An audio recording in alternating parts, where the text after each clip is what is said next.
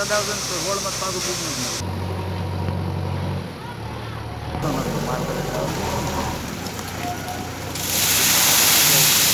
મારે એના ગાડી તૈયાર કરી હોય ને તૈયાર લગાડી પ્લાન્ટ એવું પડ્યો છે એમનો